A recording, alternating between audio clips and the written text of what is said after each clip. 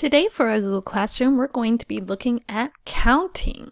And we're going to be counting these objects using our one-to-one correspondence and then showing what number we just counted.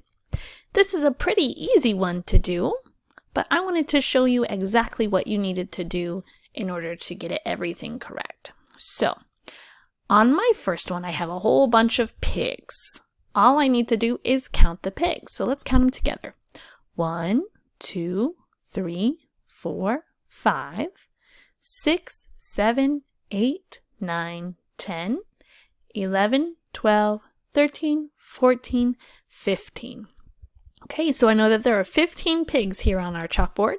What I need to do is take this red circle and I'm going to move it to the number that says 15, which I know is a 1 and a 5. And then that circles the number 15, and I can see that there are 15 pigs. That is done for the first screen, so let's go to the second screen. Over here is my slidey bar that shows all of the screens that I'm going to do today. And now I'm going to count hot dogs. So let's do this one more time together.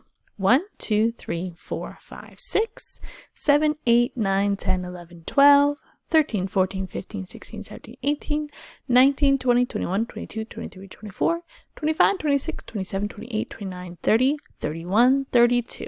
And again, I'm going to take my circle and I'm going to drag it to the number that says 32.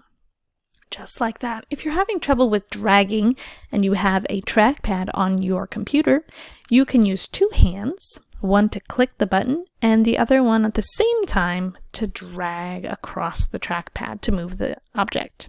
If you're using a mouse, you should be clicking and dragging with your left button. Remember to hold it down to move it.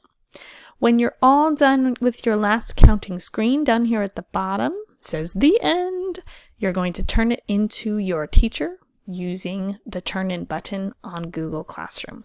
If you cannot find that button, please ask a friend to help you.